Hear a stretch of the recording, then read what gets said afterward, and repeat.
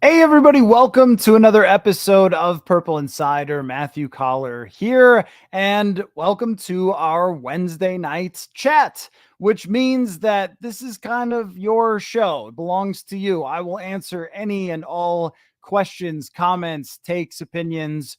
So start it up, fire it up right from the very beginning. Get your questions, comments, and thoughts about the Vikings, their upcoming matchup with the 49ers, the roster, players, coaches, strategies, fullbacks, especially fullbacks, whatever you got on your mind. And we'll have a nice, fun conversation here on the show. I want to start off, though, with just the injury report and also what's going on with Christian McCaffrey. But for the Vikings injury report, it was not any sort of big surprise that Jordan Addison was out and was not practicing today.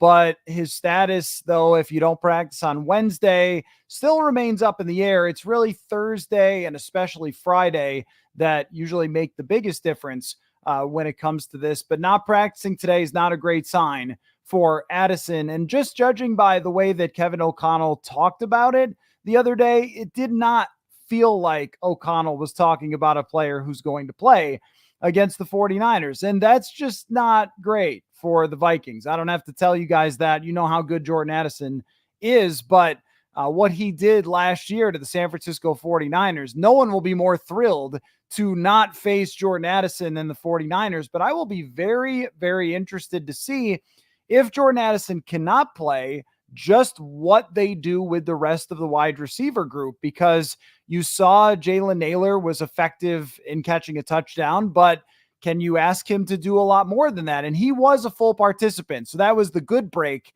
for the Vikings today, is that Jalen Nailor participated in full, which means he should be good to go from that ankle injury when they get to Sunday's game.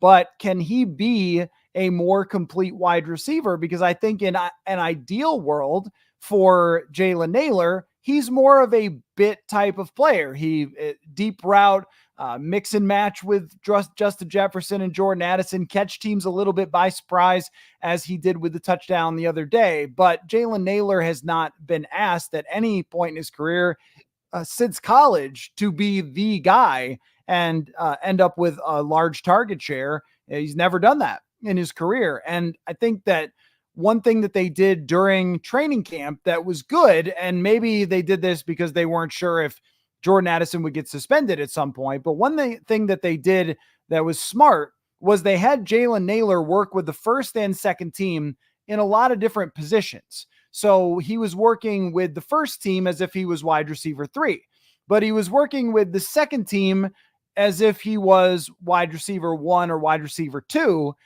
and playing the role of Jefferson some days, playing the role of Addison some days. So this won't be completely foreign to him when he gets out there. But how do they manage the rest of it? We could see a lot of Brandon Powell. I know that a lot of you want to see more of Tristan Jackson, and maybe that might have to be the case with Tristan Jackson, because you might be looking for explosive plays or somebody who is more of a route runner as opposed to Brandon Powell. But I would guess that the main combination would be an 11 personnel with 3 receivers, would be Jefferson, Nailor, and Brandon Powell. And that's why even we talked about this, how really the wide receiver 3 position was a 3A, 3B type of thing. And then Trent Sherfield did work in a little bit into the game as well. And we might just have to see more Trent Sherfield. And Sherfield and Powell are proven wide receivers.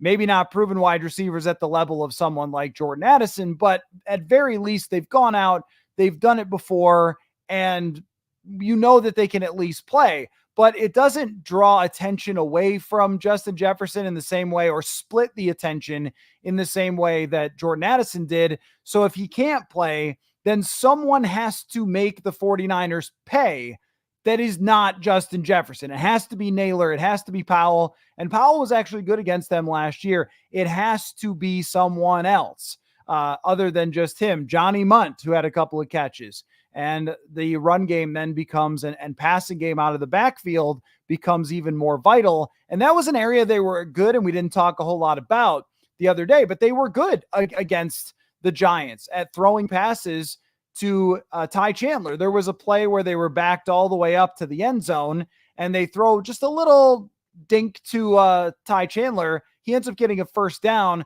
That set up their big bomb down the field to Justin Jefferson. Things like that to Ty Chandler, just a little bit in the passing game. 6-7 passes to the running backs in this game. They're going to have to really spread it out if Jordan Addison can't play. But there was, with Jordan Addison, some of the off-field stuff deservedly comes up a lot. But as far as the way that he actually plays football is really exceptional. And you saw that on a couple of plays. Funny about how sometimes guys can have a great game where they didn't catch a lot of passes, but it was still very important, the plays that they made. And with Addison, he had 2 plays where he just ran an out route, but he breaks it off so well. And he's so good at making the catch and coming back to the football. It got 2 significant gains before they were able to score a touchdown on a drive against the Giants. Those types of things are not going to be there if Addison can't play, or if he can't play the regular full workload. Addison would seem to me less likely to play than Van Ginkel, but of course, if Van Ginkel can't play, that is a huge loss. Now we'll see on that one, because Kevin O'Connell didn't seem concerned about it at any point. And Wednesday is a day where veteran players who are banged up will often miss a Wednesday because they've done it for a long time. They don't need a lot of extra practice. So Wednesday would be the day where a player like Van Ginkel, if he's just resting his foot, would sit out. Thursday and Friday are going to be worth watching very closely for Andrew Van Ginkel. And that's not a guy that you can replace. I mean, I liked what Dallas Turner did on the 1 rep for the sack. Didn't really make a huge difference on a lot of other plays. Van Ginkel is a star, and you saw this, the most underrated player in the NFL probably. And he was one where if you looked at the PFF data through the years, you knew this. And when they signed it, we talked about it. Like, this guy is used all over the place, and he's a playmaker, and sometimes he scores touchdowns, which he does, he did for the Vikings, but not something that's even unique to his career. They need him against the 49ers. I mean, when you have the line that they have, the running game they have, the intricate passing game that works off the run so beautifully, he needs to be in there. But just the vibe of Kevin O'Connell when he was getting asked 3 questions about Van Ginkel today, and there was no hint of him being concerned about his health. And even when he was asked about it after the game, he said something about, well, we're trying to kind of take some reps off of him and rest him a little bit. That was the way that he phrased it when he said it after the game, which still, makes me think that there's a good chance that Van Ginkel plays. But that's only a thought as of this moment. I won't know until we see more from the injury report. But that one would be as significant or more of a loss than Jordan Addison. And other than that, the Vikings came out pretty healthy from their game against the New York Giants, which is a win there alone. If Addison's ankle injury isn't long-term and Van Ginkel isn't hurt seriously either, then they would be in pretty good shape. And as far as everything else, I mean, Harrison Phillips talked about his extension today. Sam Darnold was talking about how sometimes if things are going wrong as a quarterback, it can feel like it's piling up on top of you. And I thought that was an interesting comment to him, because one of the things that seems to have been a struggle for Sam Darnold, I can actually give you the exact quote. Hold on, what Darnold said, because trying to rephrase this is not that easy. Okay, so what Darnold said was, when you're a quarterback, I feel like a lot of times you can feel everything collapsing on you, not just in the game, but theoretically as a whole. If things aren't going your way, you can feel the weight of the world a little bit. At the end of the day, it's your job to put the ball in the playmaker's hands and let them go play. And I think that gave us a window into how maybe Sam Darnold felt in previous organizations that were looking at him like, you got to save us, man. We got nobody else to help you. They had bad defenses in New York, bad receivers, bad offensive lines, especially. And with this Vikings team, what they're trying to prevent is that feeling. And I think it showed up in Sam Darnold's play, that he was feeling the weight of the world. You can even see it in the numbers, that every time he was in situations where they were saying, Sam, you got to go do it all for us, that's not where he thrived. And against the Giants, he was not in a whole heck of a lot of those positions. And it's going to be important, vital to these next 2 games that he doesn't ever have to really feel that way. And there will be times during the season they get down and he's going to try to bring him back and so forth. But trying to avoid as much as they can, putting everything onto the plate of Sam Darnold. And that's what he said about just keeping the mindset of get the ball into playmakers' hands. And for 1 week, it worked pretty darn well. And I called it in one of my articles, the point guardy stuff for him, because he just has used that reference over and over. But getting the ball to his tight ends and his running backs for positive gains, he did that extremely well. 13 attempts toward tight ends and running backs, 12 completions. That's exactly what he should be doing. And then even when you talk about some of the plays where the ball came out quickly and it came out on time and he hit the back foot and let it go, there was a good breakdown from Dan Orlovsky, who was talking about a couple plays where Darnold just threw in rhythm on time and it was 3 and a hitch and throw, or 5 and a hitch and throw. And that's exactly how it's supposed to look. It can't be like that all the time, but if you can whittle it down in a game plan to here's 30 plays that involve Sam Darnold and 15, 18 of them are play actions, you're building off the run, throwing quickly in time, going to your running backs. If you can get 60, 70% of those plays that aren't, hey, drop back and read 3 things and then fire it into traffic, then I think you can continue to have success. And I think we will see eventually a little more of the playmaking from him, but I think they want him to be a pocket quarterback who's just making good decisions. And for at least one day, that worked out pretty well. But now the next challenge then will show up in the form of the San Francisco 49ers, and that will be a significant one. So there's just a couple of thoughts from TCO Performance Center today. And just, little things that came out today. And if there's anything else you guys want to talk about, then let's fire it up. So as I said from the start, your show, your questions, your comments, will spend the next, hour plus or so just chatting about whatever is on your guys' mind. So if you've got a question, comment, thought, opinion, hot take, anything you want, and at some point somebody throw me a fantasy question as well, so we can do that part of the show also. But whatever is on your mind, let's hear it. Let's hear what you guys are feeling headed into Vikings and San Francisco 49ers. Chris asks, is Addison's injury serious? Serious in the way that he was not practicing today. I don't know if it's serious in the way that it's going to keep him out for a long period of time.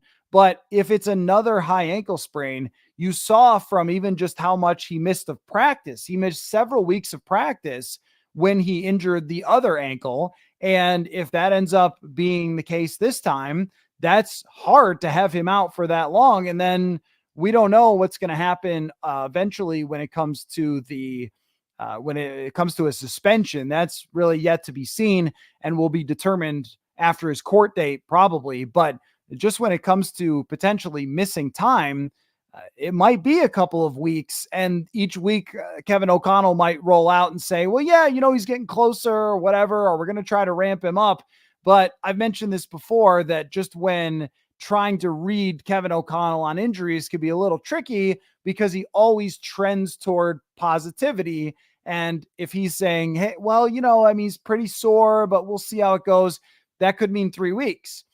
Even though it sounds like from his comment that it's not. So I don't know exactly the severity, but if it is another high ankle sprain, he was out from the joint practices all the way until we weren't sure if he was going to play week 1. That's several weeks right there. Is that 3 weeks? If it's 3 weeks again, then they're going to have somebody else step up in his place. Sean says, do you think we see LDR active this week? I imagine we need to rotate a bit more on the defensive line to have any hope of stopping the run. I think last week was probably the lineup that you're going to see, and the rotation worked out really well for them. They were able to keep Harrison Phillips to 36 snaps, which would have been his lowest all of last year. Just tells you how different it is to have Jerry Tillery in there and have somebody that can mix and match with Jonathan Bullard. But they played Taki Taimani 10 snaps, so he was mixed in there in pure run stuffing situations. With Levi Drake Rodriguez, there's always a thing that happens when it comes to the camp darling, which is you get to the season and it's a and this is why Ivan Pace was so weird, because he actually played and just was right in the game.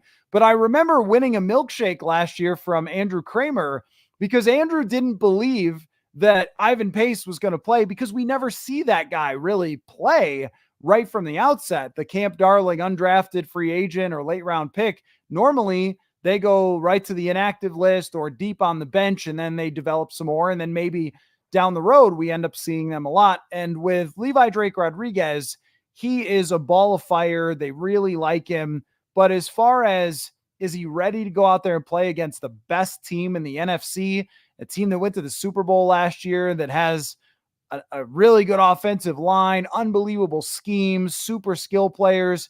I don't know about that. I don't know if he's ready for that yet. Taki Taimani, you can mix in a very simplistic role in a, like, this is your gap run stuffing type of thing. But oftentimes defensive tackles have to be really bright players, and experience helps them a lot because they have to read things so quickly. And it's probably better to just have the more experienced guys playing for this week against San Francisco. And we'll see Levi Drake Rodriguez down the road. Exciting player, got reps this summer that were indicative of someone who can be something down the road. But as of right now, I would be surprised if we see a ton of him early in the season. So I think you'll probably see Taki Taimani instead. Aaron says, San Francisco looked good against the Jets. Do you suspect that Brian Flores will have a better plan to stop Mike Shanahan's offense? I saw the Jets were leaving wide open rushing lanes. Well, and that right there might be one of the reasons for playing Taki Taimani, because that's what he does. He is a really stout gentleman. He's just a pure run stuffer. And that's what they have as far as the defensive tackles. They don't have penetrating defensive tackles who are trying to get upfield to the quarterback. They have dudes who stick their man in place and allow for the rush lanes and the linebackers to do their job. But as far as stopping Kyle Shanahan's offense, let me know if you find out a way to do it, because I'll get in on that business with you and we'll get paid a lot. I mean, Kyle Shanahan is the best offensive coach in the NFL. You could put McVay up there, but I think I would have Shanahan even higher than him, considering some of the players that he has made into stars over the years, the running backs. And he did this with Jordan Mason already, the quarterbacks. And I think Brock Purdy is a very good quarterback. I give him way more credit than I see some of the quarterback analysts giving him, because it's hard to lead the best offense in football. And just saying it's because of their receivers and coaches, I don't know. Kyle Shanahan's coached other players that didn't always do that. But anyway, that is an aside. The run game is where it's going to start here, and being able to stop that. My concern on that would be the outside linebackers, and the way that they're asked to play here is very wide. And we saw that from Andrew Van Ginkel. We saw it from Jonathan Grenard. Grenard is an excellent pass rusher, but as a tackler over his career, he hasn't graded very well. And there's this guy named Trent Williams that could be a massive problem. He's a massive problem for everybody. He's a massive problem for even teams with the best edge rushers who are defensive tackle size, much less an outside linebacker who's on the lighter side. It's a concern. It is a concern. And San Francisco's O-line last year had some problems, but they've got a rookie there who played really well in the first week. That is not an easy matchup to face for this team. But the one thing that they do have going for them is that they have two guys who are missiles as linebackers, and they built their defensive line roster-wise, despite all of us saying, my gosh, like you gotta go get a pass rushing defensive tackle. And I will bang that drum forever, folks, but they went and got run stuffers. And that's an old school Bill Belichick thing, where he would have the big Alan Branch or Danny Shelton, these huge nose tackles. And even going back to Belichick had Ted Washington way back in the day in Cleveland. If you could stuff the run in the middle like that, your other guys can eat a little more easily. Maybe they have a better chance than the Jets did. But this is a team that does this to everybody. So you have to find a way to at least mitigate them running it down your throat. And this is why it's great to have a run game, right? It just makes everything so much easier for San Francisco and for the Vikings with Aaron Jones. But I think they can definitely learn from what happened to the Jets. It's a different construction of a team and of a roster than the Jets. I don't know if they have 3 or 4 dudes whose total job is to just stuff the middle with the run, but it won't be easy for the Vikings, that's for sure. Bill says, any insight through PFF of what Flores' scheme was? Heavy zone, man, blitz, hard to tell from the broadcast what is match and what is man. Oh, well, you're certainly right about that. That when it comes to coverages, if you're trying to watch for the broadcast, sometimes you can only see half the players. I of course, was at the game, but if I could identify all of the coverages and whether they were man or zone in real time sitting up in the press box, I'd be coaching one of the teams probably. But as far as the PFF data, that's where it comes in and is very helpful. There was a chart that I saw that they mixed it up pretty well. They mixed up cover 2, cover 3, and cover 4 quite a bit. I don't remember the exact numbers, but kind of 1/3, 1/3, 1/3, or somewhere close to there. Maybe if someone else saw the same tweet that I saw, I think it was from Football Insights, or maybe you can look it up, but it was fairly close with a lot of different coverages. And as far as what PFF said about their blitzing was basically that they just didn't do it a lot. They rushed 4 more than you are used to seeing them rush 4, which was that a product of your winning? That could be, because when you're up by a lot, you're not going to be sending wild blitzes. That would not be a good idea to send crazy blitzes when you're winning, because if you give up big plays, then you're helping the other team come back. So was it a product of blitzes because they were, or lack of blitzes because they're way up in the game against the Giants, or is that something new? Because Brian Flores is a guy who wants to reinvent himself every year, knowing how good NFL teams are at breaking down offenses and defenses and making adjustments. And teams did start to figure things out as we went along in the season last year. So I do wonder, are they going to rush 4 more? Are they going to play a little more with the man coverage? It didn't look to me like they were playing a ton of man, but again, you're talking about being way up in the game. Why would you play man coverages and give up a chance for Malik Neighbors to burn somebody rather than playing zones back? So I think we'll get a better sense for how much the scheme has changed just by what we see this week in what I presume is going to be a tight game. Andrew says 8-man fronts most of the game. That is what San Francisco wants you to do, my friend. I saw a stat today talking about these numbers. All that we have access to is so great that the Jets played more 8-man boxes against Jordan Mason than anybody in the league. And they got absolutely smoked in every way possible. I think that's what Kyle Shanahan's dream is. If you bring up everybody to the line of scrimmage and then just he's running all sorts of receivers behind you, and it can be a huge problem. So I think that they have to kind of stick to the usual plan and try to keep everything in front of them and hope that they could create pressure on Brock Purdy in some key spots. But this is one of the toughest teams that you're ever going to face, top to bottom. And you saw that against the Jets. Lauren, good friend Lauren, what's up, buddy? How are you? Says, according to PFF, Ed Ingram had another atrocious game. That is true. Yes, that is true. If he wasn't drafted in the second round, would the Vikings have given up on him a while ago? Yes. I think the answer is yes. If you look at his numbers from his first 2 seasons, nobody gave up more pressures in the entire league than him. And then that continued over. And there were signs of progress at times throughout last season. Actually, his PFF grades from his first year to his second year, they made progress, but it only went from really bad to a little bit less bad, but still bad.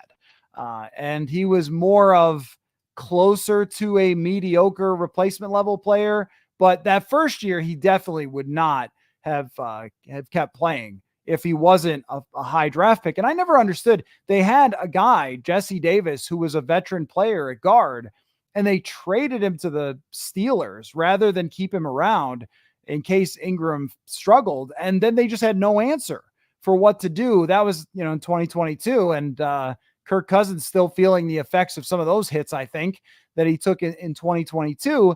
And so this year he comes out and they just targeted him. I mean, that's when you have 1 weak link, and Bradbury did not have a good game either, but I think we know Bradbury can be a solid center. most of the time, not against a guy like Dexter Lawrence. That was inevitable, but they targeted him pretty well with their best player. And he's got to look forward to that every week now, because now that every team knows this is what this guy struggles with, they're going to attack it week in and week out. And I think that Ed Ingram has, and I don't know this, I haven't been told this, but it just, you get that sense by the way they talked about him in training camp. I think he's got 4 weeks. I think that he has until Dalton Reisner returns from IR to get it together and look like he's headed somewhere, or they're going to go to the other guy. And they should, if it continues to look like this. But to your point, there's no real sign of here's where it could obviously improve. The quick losses have always happened. Where is it that I'm supposed to see? What area could the light come on?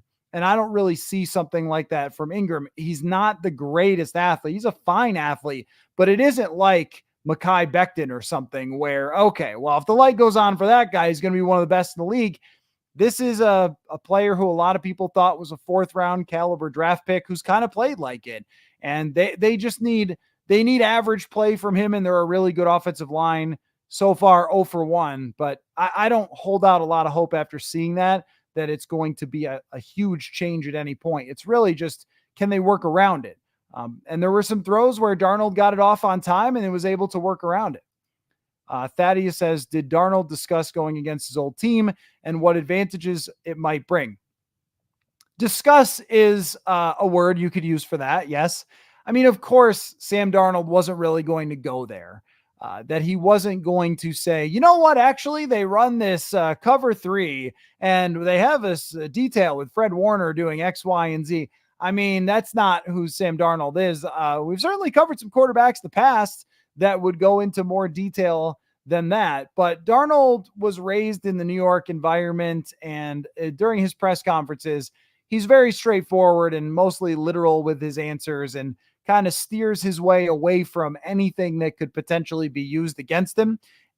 And, you know, some guys are really good at walking that tightrope, but I think for Sam Darnold, he doesn't want to go there, and he's not going to dive into it. So he knows something about the scheme, but this is what I love about football right here is Kyle Shanahan knows what Sam Darnold knows.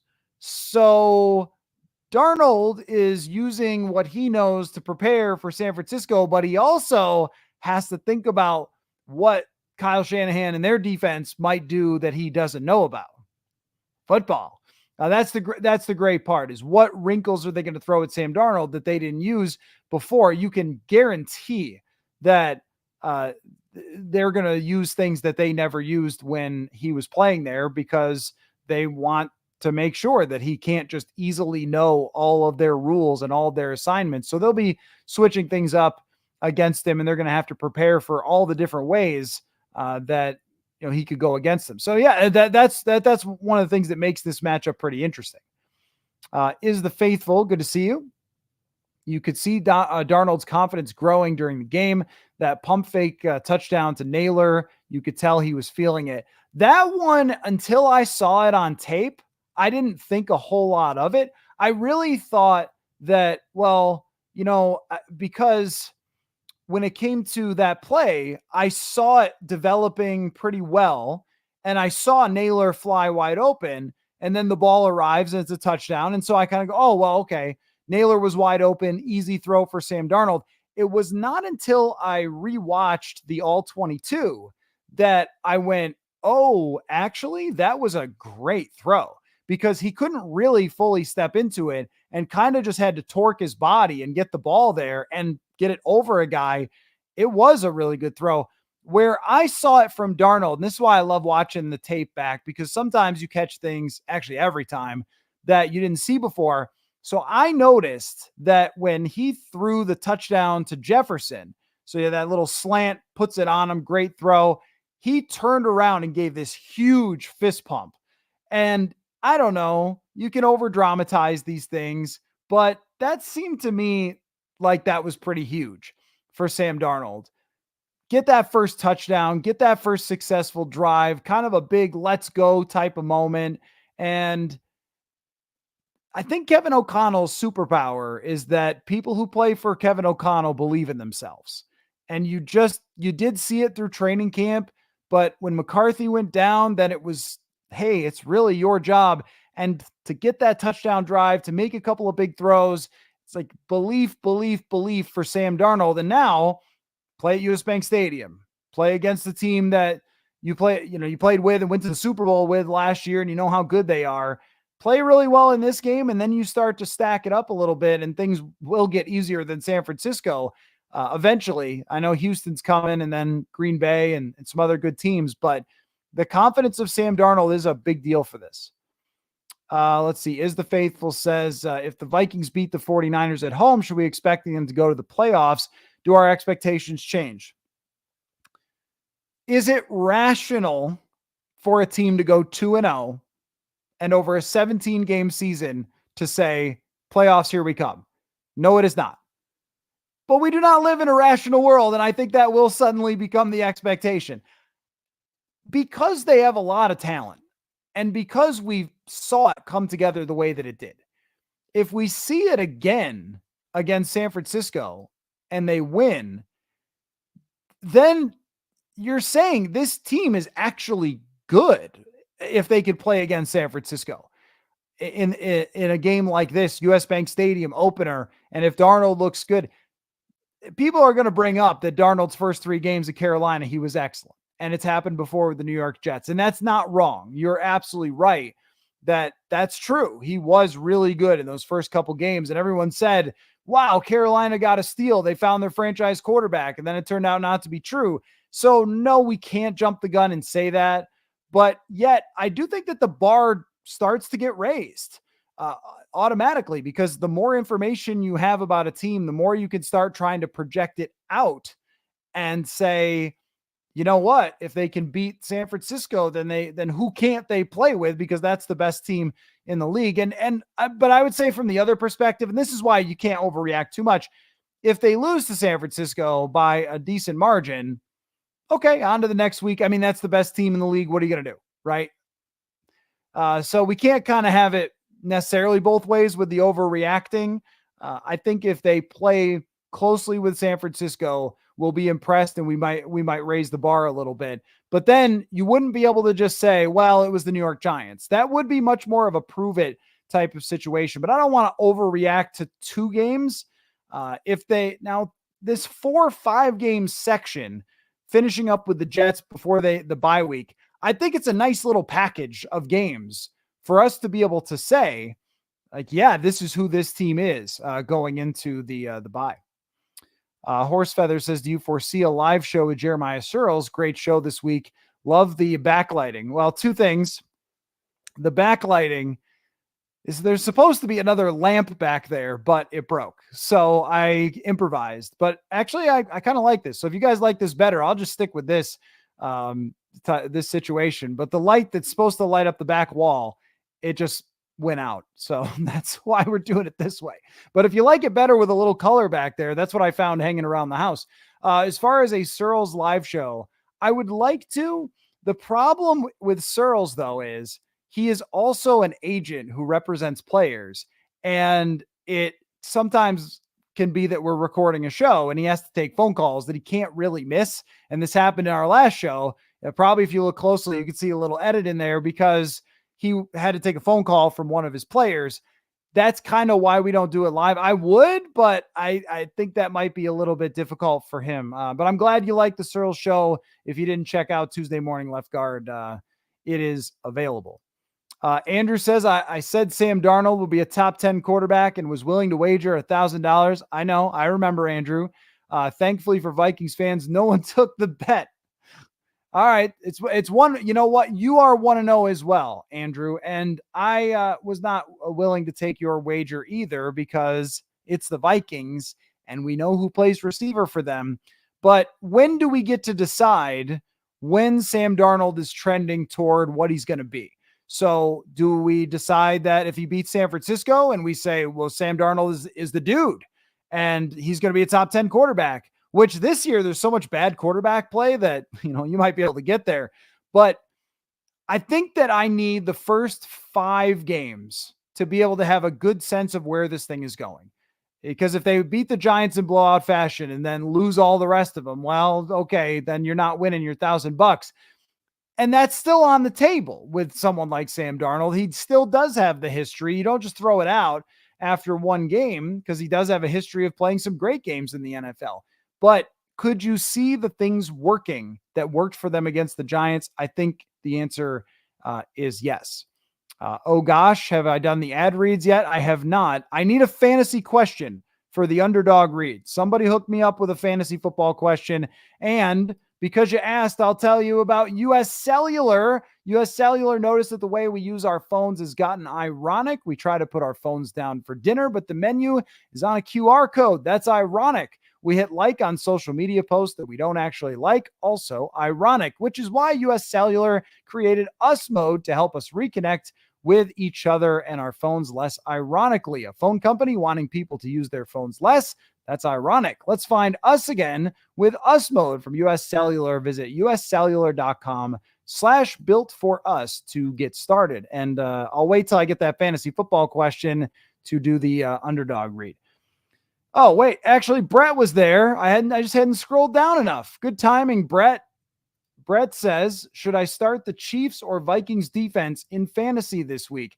That's a great fantasy question. And all of you should check out Underdog Fantasy, because they are a sponsor of the show and they are the easiest place to play fantasy sports. Also the fastest growing fantasy app in the industry. If you haven't checked out the Pick'ems, it's so easy to play. Just pick between 2 and 8 stats of your favorite players.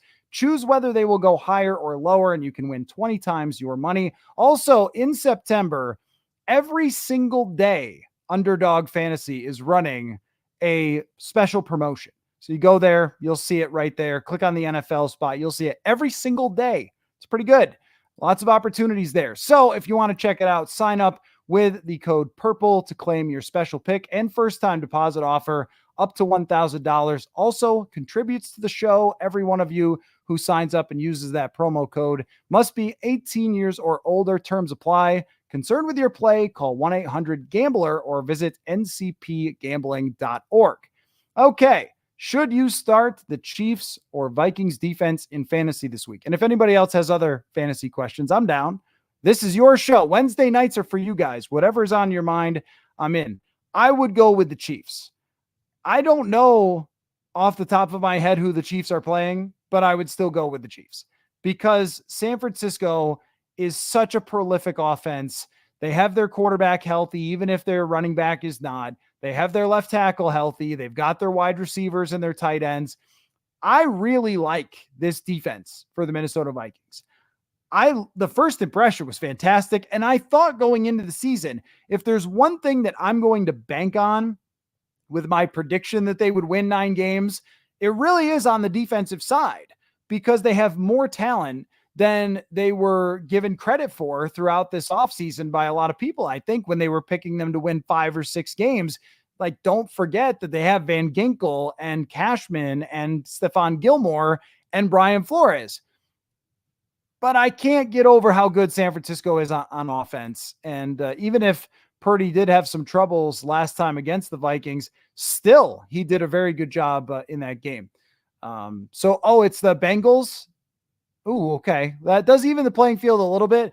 Bengals in September, for some reason, have a big problem with, I don't know, coming out of the gate. I don't know why, but they struggled against the Patriots. I would definitely go Chiefs. You're right. I did drop Alan Branch's name rather than Vince Wilfork when it came to Patriots defensive tackles. If you're not digging deep into Ted Washington and Alan Branch, what are we doing here? Danny Shelton, what are we doing? That's what you got to do. Go deeper than the great ones of Vince Wilfork. That's how you win Immaculate Grid on Pro Football Reference. Is the Faithful says, I'm concerned the way Burrow is going. He'll be out of the league with a couple years due to injury. Apparently his wrist is injured now. I know it's not great. He has been really, really banged up, and that's too bad because he is one of my favorite quarterbacks to watch. So much moxie, accuracy, throwing the football, total command of the offense. I mean, everything just says franchise quarterback with him, but he's got to stay healthy. Last year he was playing banged up, and it looks like he is already again. not great. Not great for Joe Burrow. Some quarterbacks have come out of that. Drew Brees, where they were banged up, and other quarterbacks retired, like Andrew Luck, after they played not an entire career. It's concerning. The amount that quarterbacks get hurt is concerning, just in general. It seems like quarterbacks are getting hurt at such a high rate the last couple of years. Digits says, is it possible this matchup favors the Vikings on the I'm sorry. Let me make that bigger. What does that say? BFLO. What is BFLO? What does that mean? I don't know what that means. Side on that side. Oh, on the B flow. Do you mean B flow? Okay. I was like, what is B, like Buffalo? No, B flow. Got it. I have it set on my side, so the letters are small, so you see me going like this all the time. Anyway, Purdy does not have a great deep threat, and the middle is going to be clogged with Vikings hybrid players. Right. So if you were to be able to build an offense, a defense to go up against San Francisco's offense, the way that you would do it is how the Vikings are constructed. You would have some good edge rushers to try to pressure Brock Purdy on those third downs, like Chris Jones got after him in the Super Bowl. You would have run stuffers in the middle, hybrid players who could play in the coverage or stop the run. And then you would probably have faster corners. That's where the concern is for me, is number one, can anyone stop their run game no matter what? Because the Vikings did miss some tackles last week that didn't make any difference at all. But you know, at the same time, like, I think that they can be a good run defense. It's just San Francisco is so good at running the ball. And we saw it last year a little bit with the Eagles, where they just ran and ran and ran and ran. And the Vikings did a good job in the game against Christian McCaffrey. He was also banged up going into that game last year. That's where I'd be concerned. And then, you know, playing off of that and the speed of the receivers against these corners, Gilmore is on the older side. Griffin, I didn't think had a great game the other day. It wasn't bad, but it wasn't game-changing. And then Byron Murphy kind of is who he is. They're going to find ways to take advantage of that. But I think other than that, they have a roster that's built for facing San Francisco. It's just, can anybody stop this?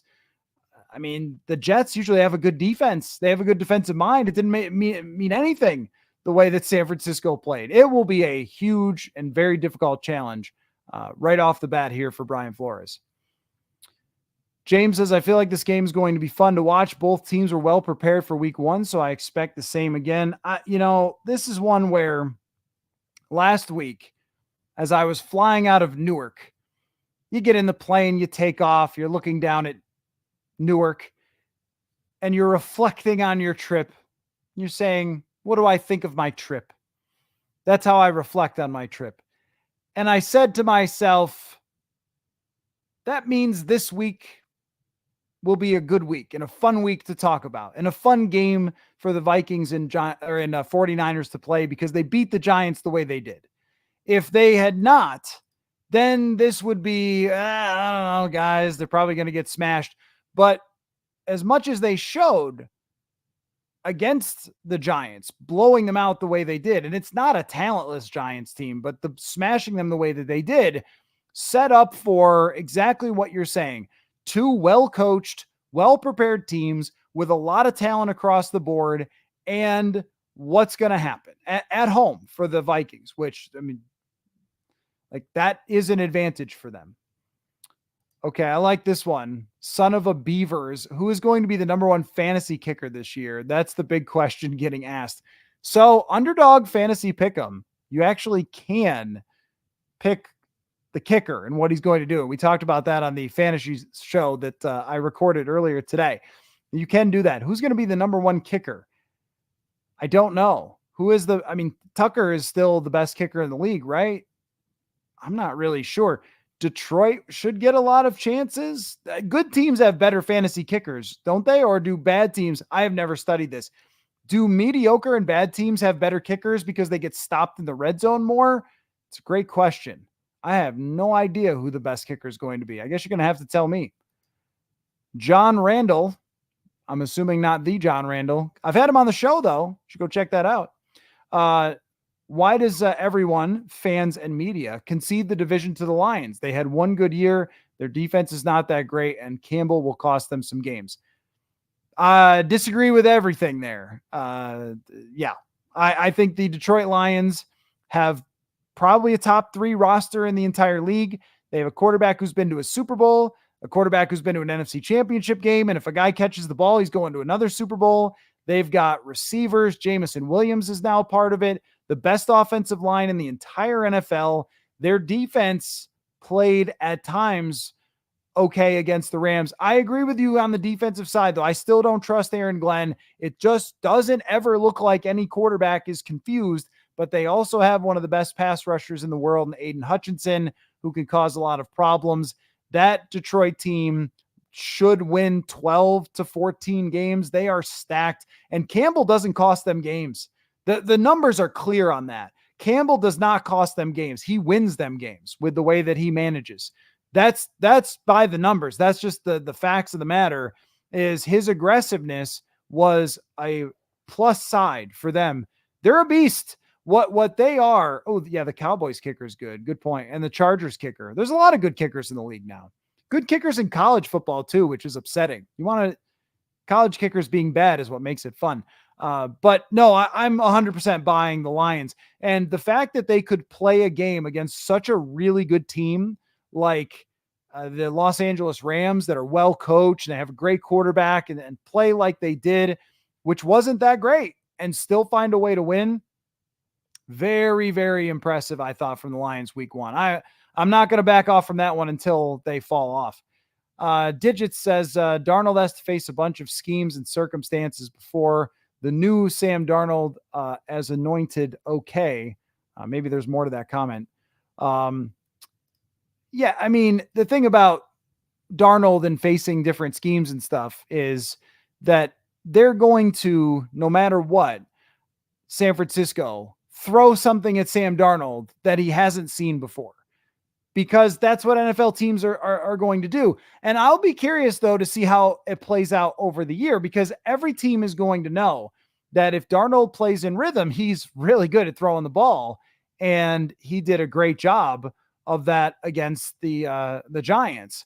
So how are they going to throw off the rhythm of Sam Darnold is really a question there. And maybe not allowing him to use the bootlegs, kind of like teams started to do to Kirk, or maybe not following the motion in the same way. Where I was really impressed with Kevin O'Connell was that he used this motion a lot to get some of their bigger plays. One time he's having CJ Ham go out in motion, and that takes a player with him and gives them an indicator of what the coverage is. And then he runs Josh Oliver right behind the linebacker. It's a good throw. It's right on time. Will teams start to adjust to not giving the coverage indicators to Sam Darnold? Because I think that's something they utilize really well against the Giants. But good teams will oftentimes show something pre-snap with the motions and then play some different coverage. And that's where he could end up maybe having a tougher time against San Francisco. Will Oliver have 2 catches against San Francisco? Is that a fantasy question? Because I love an underdog fantasy when you can do some silly one where does this guy have 1 catch? Oliver, I would go 1 catch against San Francisco. That's what I would bet.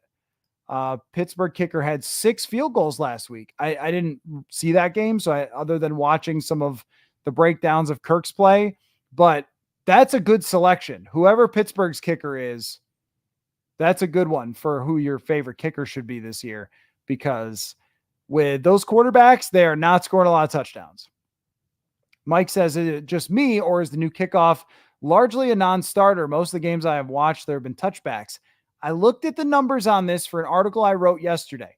It was a non-starter for the Vikings. Absolutely. There was 1 return in the game. But last year, week 1, I'm trying to remember the number, I believe it was 34 were returned. And this year it was 57 were returned. I'm sure you didn't watch the Carolina game, but they returned 9 of them. And I'm sure that was partly just because, well, we're losing, so we need to try to get a spark. Even if you take that away, it's a little more kick returning than we saw in the past. I thought it would be much better. I thought there would be a huge, massive jump. There wasn't. But even if you're talking about 57 versus 34, that's what, a 40% gain for kick returns, and fine by me because I just want to see more of it. But I think it'll take a couple weeks to get into how teams want to approach it. And they're going to go game by game. Some games it might be better to kick the ball down there depending on the returner. If the returner has trouble picking up the ball, if the Vikings are down by 2 touchdowns late in a game, well, you're going to want to return. You're also going to want to kick off. So I think that teams that are trying to come back in a game will try the kickoffs a little bit more. Whereas if you're winning, then you're not going to bother. You're just going to kick it out of the back of the end zone, and you're not going to try to return it. You're going to kneel down if you can. But we'll see. I mean, it's just 1 week. We'll see how it ends up going. I agree that they should have, Preston, I agree they should have moved it back at least 5 more yards to make it where you have to really hit the ball to make it a touchback. You can't just choose to do that. Samuel says, I expect a good game, which means the Vikings have already exceeded my expectations. Whatever the outcome, as long as we have a healthy team at the end of this game, I'm happy. Well, expectations is something I think about all the time for players, teams, everything. And it didn't change mine for what I think this season could and should be, because I thought that they would beat the New York Giants. The way that they did end up beating them may have adjusted expectations for some people. But I think after McCarthy got hurt, that everyone was so down on just, oh, really? We have to go through this whole season without just seeing this, new quarterback that's so exciting. Like, it's Sam Darnold, and that's okay. But, all that sort of stuff. And then 1 week happens. Jordan Love gets hurt. You go, whoa, okay, that could change things. Caleb Williams looks like a rookie. Oh, okay, that could change things. And then when the Vikings play like they do, okay, that could change things.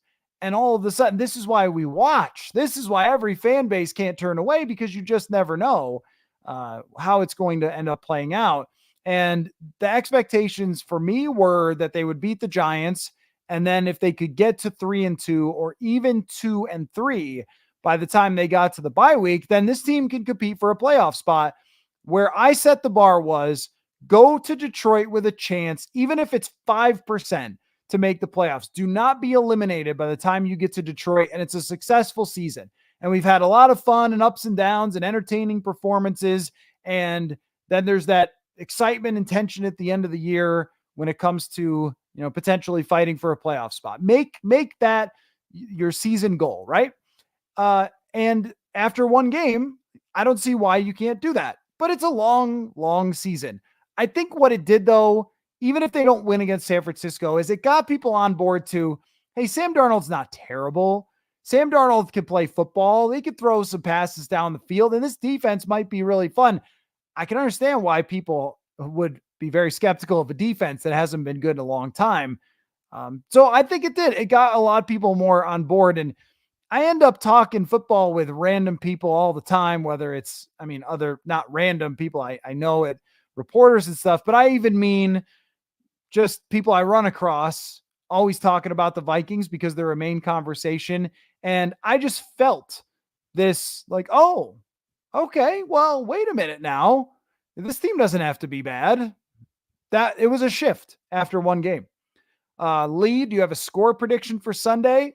I have not thought of one yet, but just for you, Lee, because you're here and you asked the question, I will think of one for you right now. I'm going to go 24-20.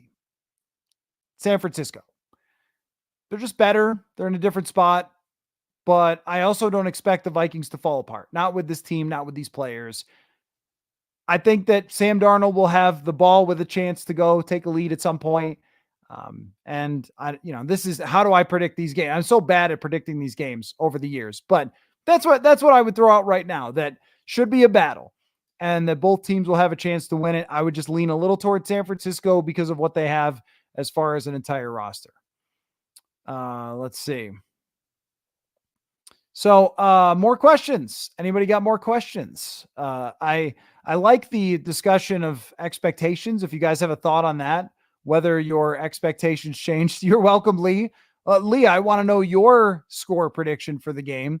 And it might depend a little bit on who's healthy, because I'm going to talk tomorrow. We'll do the podcast with Andrew Kramer where we do the hardcore breakdown, and we'll do our official predictions, but I'll probably stick with that one. Mike says, as a Canadian, I'm so used to the sudden change from the kicking game, but our field is massive and punt returners have a 5-yard buffer. Who said snap judgments with 1 week sample would be wonky? Yeah. So as far as the kickoff goes, I just think that we should give it some time. Right now, it's produced some crazy results. We just didn't see any in the game that the Vikings were playing in. Chicago probably hates it right now after what happened with them and kicking the ball 20 yards by accident. And Arizona probably loves it because it kept them in that Buffalo game and gave them a chance to, they didn't win it, but gave them a chance to potentially win it. And, I think it will change some games. And when I asked Matt Daniels, I said, hey, you thought this would change some games. He kind of lit up like, yeah, I told you. And there were a few around the league that it did. It's just not what we saw. And not any of the national games were really changed by that. So you had to be watching Carolina and the Saints, or you had to be watching Arizona and Buffalo. But I think that Mark says, what's the point of it? Well, the number has increased, and the point of it is to try to reduce the amount of dudes flying at each other at 100 miles an hour, but to still keep it in the game. And I think that it's worked so far, not to the level that we thought it was going to, but to increase the number of returns overall. And we may see that improve as it goes along. I just don't think we should write it off yet. Just because in the game that you watched with the Vikings, that there were a lot of kickoffs that didn't get returned. Wait, wrong one. Mark says, how is Addison coming along? Well, at least for today, not good, because he did not practice. Tomorrow is the best day to judge, I think. If a guy practices on Thursday, he's got a pretty good chance to play, even if it's limited. If he does not practice on Thursday, I would be very surprised if he plays. Right now, I don't have a ton of belief that Jordan Addison's going to play in this game based on what the injury was and how it does take a few weeks to resolve an injury like that. But it's just hard to know. I mean, you saw what San Francisco did with their injuries with McCaffrey, where they played games with it. They knew that he was going to be out, and yet they still put him as limited or questionable or whatever. I don't think the Vikings have played a ton of games with the injuries in recent years, but it does happen. So it's unclear what's going to happen with Addison. I just think that he is more likely not to play this week. That's just a guess. Spencer says, who is your favorite Viking of all time? Well, this is a hard question, Spencer. I can give you a couple of my favorite that I've covered. So this would mean favorite to go up into the locker room and talk with. And then I'll give you a couple of historic ones that I really liked from back in the day. So as far as covering favorite Vikings, I think Terrence Newman and Latavius Murray are way up there. Patrick Peterson is also way up there. To have someone as good as Patrick Peterson was be available whenever you needed him as a reporter was just incredible. To be able to just go up to his locker, this is a Hall of Fame player, one of the greatest of all time, and just say, hey, I remember I asked him about blitzing. I was like, hey, how do you be a good blitzer as a corner? And he explained it to me, broke it down, that he studies the cadence of the quarterbacks. And so by the time they get to game day, he knows how the quarterback's rhythm and cadence works in certain situations, and he could time it out as a blitzer. I'm like, man, that is cool as hell. Thank you. So those guys were willing to explain the game to you, always available. Several of my favorite players. Adam Thielen came on this show a number of times. I got to know him pretty well over the years, and he was a great guy to talk to, always available, a good guy of the year in 2017. So that's some of my favorite to cover. As far as historic Vikings that I liked even before I moved here to cover the team, I mean, you got to go back to, I like a little more underrated because obviously Moss, Carter, but I like David Palmer, Henry Thomas, Orlando Thomas, game changer, Scott Studwell, Randall McDaniel. I kind of liked the guys who were a little bit under the radar. Jake Reed was probably my favorite receiver of the group just because he played that role with Moss and Carter and he came up with big catches, even if he wasn't getting as many as he used to from back in the day. Another guy who came on the show is Robert Smith. Robert Smith was one of my favorites. I love when they would talk about how he was a track star. And when they ran that little delay handoff, nobody was faster. So there was a lot of them from my upbringing that I thought were pretty cool. Jim McMahon, one of my favorite quarterbacks ever. So it's a great history. Preston, Van Ginkel hurt or just keeping him healthy? Well, he must be hurt to some extent or he would have practiced. But yeah, I didn't mention John Randall. Of course, John Randall. Friend of the show. If someone comes on once, are they a friend of the show? Probably need at least 2 appearances. I'll have to reach out to John about that. But I think with Van Ginkel, he's been dealing with this foot thing all off season. He had surgery on it, and their hope, I'm sure, is that there isn't a aggravation of whatever injury. But the way O'Connell said they took him out for precautionary reasons, and that makes me think that he didn't practice for precautionary reasons. But tomorrow we'll start to find that out. They need him. They need him to play. Is the Faithful says Randall's my favorite Viking of all time. I remember him getting in Favre's Favre's head sometimes. Yeah, every time you guys make a spelling error, I just get like I'm Ron Burgundy when I'm reading these things. In Favre's head at times, and Favre admitted as much. Well, yeah, it was really. Didn't he talk about this in John Randall's A Football Life? I thought that he did, or maybe it was Warren Sapp that he talked about. But those two going back and forth at it, 2 of the best. And if you go back and check it out, it's on the YouTube page or the iTunes, whichever you use, and you find my interview with John Randall. This is what I mean when you talk about the players I cover now. It's my profession. I get to know them. I appreciate their time when I interview them and stuff. But when it's a player from the 90s, I'm like, oh, this is cool. Okay. So talking to John Randall was pretty cool. And I asked him what it was like to sack Favre. And he was talking about how it was so great for him to feel the deflated Lambeau Field, to envision everybody being upset and frustrated and sad that their quarterback got sacked and how much joy that gave him. It was really cool. You go back and check that out. That was one of the, I think, more fun things I've had on the show. Mike says, my expectations are pretty high for the Vikings. If they can be relatively healthy, I think 9 or 10 wins might be reachable. Love the direction. It's nice to have hope. I just felt the shift from people being concerned that it was going to be a super miserable season to, oh, okay, there's a lot to work with there. But I think, Mike, you're being very reasonable.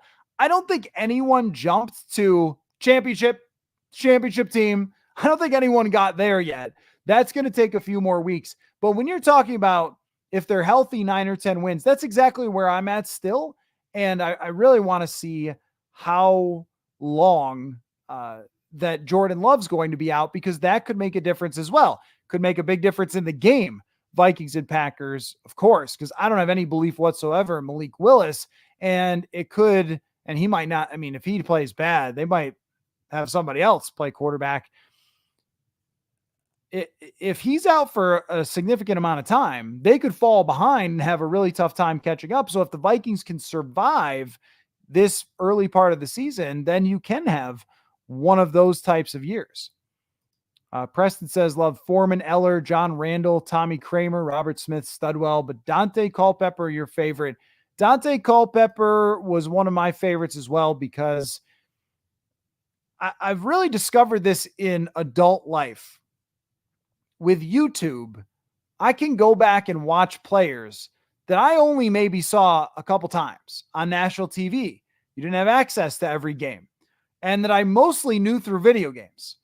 Dante Culpepper, I may have seen play because I didn't grow up in this area and I grew up in Buffalo. So I was watching AFC games and then the occasional afternoon Dante game and the occasional playoff game with the Vikings. One of them was 41 Donut, but the other one where Randy Moss did the moon, I remember watching that as, how old would I have been? Probably maybe 16. I must have been about 16 years old when that happened. So I remember that quite well.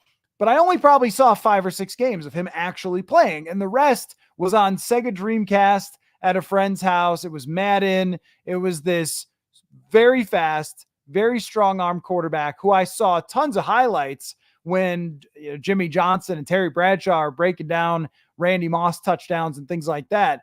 To have come here and learn more about Dante, but also watch a lot of the games back because I've always wanted to understand the history of this team and have memorable games and things like that. He's so much fun. It's just so much fun. And I know the bad games were not fun for Dante, and there was a lot of ups and downs and stuff, but I think he was one of the more entertaining quarterbacks to ever play. And it is just one of those unfortunate things that he wasn't given an opportunity not only to just play and build a roster around him, but also have the ownership shift, go to an ownership that was willing to spend a little more. The modern NFL, he would have started to get into with how passing games work, and he would have been better. Unfortunate for Dante Culpepper, but what a great player. Lee says, I agree with your score and prediction, but I think Grenard picks up a couple of sacks. Yeah, I mean, with Jonathan Grenard in the offensive line of the 49ers, it's going to take a lot. And that's where it might have to be some blitzing that gets Brock Purdy up the middle is going to be big for him, because anytime you have a quarterback who is not the biggest, I think up the middle is where to go for pressuring them. And it worked against Kirk. And of course, Purdy's more mobile than Kirk, but it works against Drew Brees at times. Again, Purdy is more mobile, but those quarterbacks who aren't huge, getting in their face up the middle causes more problems, I think, than when they're rushed at the edges. So they have a chance to be able to do that. Whether Gennard can create pressures or not, he really impresses me with his myriad of pass rush moves. He's kind of a big swinger where he's going for a home run every time, trying to get the big sack. But, I think they have a chance to cause some problems for Brock Purdy. It's just they have so many weapons. Oh, gosh, rather hang out with for a day Randy Moss or Harrison Smith. And this is a hard one because I know Harrison Smith, and he is a really good guy to talk with, just talk about stuff. Very personable guy when he's not in intense football mode. And so that's a little more predictable than Randy Moss. Randy Moss seems like the type of guy who might tell you to meet him somewhere and never show up. I mean, so I don't know. But I would be, because the difference here is because I know Harrison Smith and have talked to him so many times throughout his career, I would be more interested in hanging out with Randy Moss because I don't know Randy. I didn't cover Randy. And it sounds like it was very difficult to cover Randy back in the day. But I would love to hear Randy, just how his brain works, because he was a very intelligent player that people didn't really realize how much IQ went into it and preparation went into it. And I think he hid that away from people because of things that he had been through, and he always had that chip on his shoulder. Now that we are so far away from his career and the intensity of the NFL, he can probably reflect much more effectively on his career and who he is as a person. I would be fascinated by that. If Randy ever listens, I would love to write a book about Randy Moss if he would ever give the opportunity, but he's not a media guy. I mean, he's in the media on ESPN, but he's not seeking out podcast appearances and, articles and books and stuff about him, I don't think. And especially for somebody that he doesn't know. So that would be difficult, but I'd probably pick him. Brett says, what do you think of Harrison Phillips' contract? I think it's fine. Harrison Phillips is on the younger side, and he's effective when he's playing in the right role, if not very effective when playing in the right role. He's not a massive difference maker, as in he's going to get 8 sacks or something like that, but he plays hard all the time. He's good against the run. He stuffs gaps, and he's a captain on the team, and it's not that expensive. And now when you look at it, the importance to me for the Harrison Phillips contract is when you go across this roster and you go, well, who's going to be here? So you're not sure about Harrison Smith, might retire. You're not sure about Stephon Gilmore, might retire. You're not sure about Byron Murphy. They may have to replace him depending on how much money he wants and how they feel the fit has been with him. Bynum, I wouldn't be surprised if they extended Cam Bynum. But that's it. I mean, everybody else is here to build around. That's where they can be good going forward, is when you have all these pieces in place, then you just add some things to it. So not having to replace Harrison Phillips, even though this isn't Chris Jones or Grady Jarrett or Dexter Lawrence, it's still a piece that fits into the puzzle of a defense that can be, I think, good this year, but maybe very, very good with $25 million added to it next year. Keith says, any word on the actual fire during pregame opening ceremonies? I've lost hope, Keith. I've lost hope. I've just lost hope, my man. I thought that we would all get over it, we all being Roger Goodell, and they would bring back fire into the pregame opening with the Dragon. It just doesn't look like it's happening. I went to the Taylor Swift concert at US Bank Stadium. Fire everywhere. I went to a Las Vegas WNBA game, which is inside a hotel. Fire. They use it at Target Center all the time. Indoors in much smaller spaces than US Bank Stadium. I don't get it. They had one fire. I mean, imagine if we did that way everywhere. Someone leaves their stove on and burns their house down and no one can have a stove again. That's Roger's logic when it comes to that. I don't get it. Bring back the Dragon. Oh gosh, what do you think of that? Hawk, or is it NASCAR defense with 6 rushers? Yeah, some people call it NASCAR. I don't know what they call it right now. I think that Jihad Ward was someone that I remember being asked about this. I left him off my 53 when I did it in May, or I don't know how many 53s I did this year. When I did it in May, because my line of thinking was sometimes you add a guy just to see if you need a veteran there and whatever. And actually, when he's used in this way, he looks like a difference maker. And that's not, we can't jump the gun one game, but he looks like somebody that is a unique player to rush over guards and centers because he's the size of a defensive tackle, but all of his history is as a pass rusher. I mean, I've always liked that. 3rd down and long, throw out all your pass rush talent and off you go. So them using it, they've got more depth at outside linebacker. Patrick Jones succeeded in this game. And then you just can't stop everybody in that situation. And sometimes Patrick Jones gets a sack and you go, oh yeah, Patrick Jones, he can kind of play when he's in the right spot. Jihad Ward can kind of play when he's in the right spot. Ask those guys to play 700, 800 snaps. You're probably not getting above average play, but that's Brian Flores, man. He is so good at just saying, what if you do this one thing you're good at? Let's just do that. Anthony says, I think we should blitz more this week. Shut down Mason, shut down Purdy. Well, if you shut down Mason and Purdy, you're going to win the football game.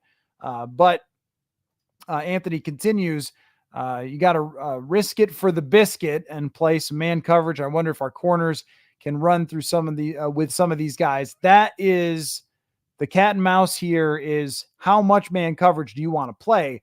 Because Kyle Shanahan is the man coverage destroyer.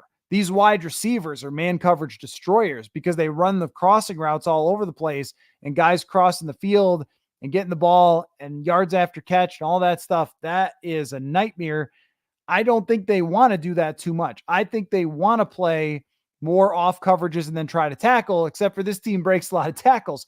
To your point, though, the situational blitzes is where it's going to be really big. The situational blitzes where, all right, it's 3rd and 7.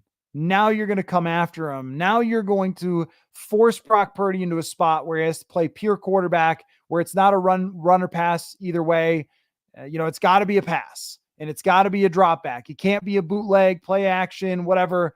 You got to make him do something. That's where you need a game-changing play on the blitzes. But he's a good scrambler. I mean, he can make plays. I have a ton of respect for Brock Purdy. I think he's a really good quarterback. Mike says, thinking about Sunday, the Samuel factor and the ability stopping the run are my biggest concerns. Niners have a lot of cards to play. That is right. That's right. That's what makes this so much fun. I think this type of matchup is you have a lot of talent on the Viking side to say, all right, so how are they going to use Blake Cashman? Ivan Pace was just running into things in this last game. He was going wild. I watched that back on tape. I was like, whoa, was Ivan Pace ready to play some football or what? Oh my gosh. The first 2 drives, he's out there just hammering people. So they've got the players that match up in ways that you would think would be helpful against the 49ers. The tackling, the crossing routes, the aggressive defensive players, guys who are quick. But the corners is where it kind of comes down to, for me, how much can you mitigate that weakness? Because it still isn't, even as good as Stephon Gilmore played, it still isn't something that I would call their strength until we see it against somebody who's really, really good with wide receivers. Oh gosh, says the rotation of our D-line and edge rushers is crazy. It's a Brian Flores dream, man. I had this stat and I forget. Sometimes I run across stats and I try to recall them perfectly, but you'll get the idea. I think it was 2021 where Brian Flores' defense ranked top 7 in sacks and nobody had 10. That's how he wants it. You stay fresher. You make the other team prepare for more players. It's a good defense now. I really think it's a good defense. Oh gosh, says they have been solid the last couple of days. Didn't they just win 10-5? Oh, you're talking about the Twins. You guys, I was like, who won 10-5 in a football game? Talking about the Twins. You're talking about the jam session. Yeah. When are we getting the jam session? At some point, I'll see what I can do at some point to bring out the guitar. We'll see. There's been a lot going on. What are you talking about here? There's been a lot of football we've needed to talk about, but at some point we'll get it out. We'll play it out. Maybe it's a bye week thing. How about that? Bye week. I'll play guitar once we get to close to 9:00 or something on the live stream on a Wednesday or whatever at some point in the bye week. I'm going to try at some point also to take some sort of day off. We'll see. I don't know. Okay. Well, look, great stuff, everybody. Really, really entertaining conversation as always from you guys. Wednesday night is going to belongs to Vikings fans. Jump in, have a conversation. What I'll do is I'll bring whatever I kind of took away from TCO Performance Center that day, and then the rest is an open floor for you guys. This was a great example. Very well done, everybody. So tomorrow night, me and Manny will also answer questions then and have a lot to discuss. Andrew Kramer and I doing the hardcore breakdown. So a couple more podcasts to go. Lindsey Rhodes, also a former NFL Network personality, is going to join the show. There will be a video up on that. When it's a game week, folks, you got a lot of football talk to listen to on this channel. So subscribe, sign up for Underdog Fantasy and use the promo code PURPLE. And also maybe go over to the newsletter. Check out, I did an article about the kickoff. You guys were interested about it, purpleinsider.com. Check that out as well. So thanks everybody for all of your time.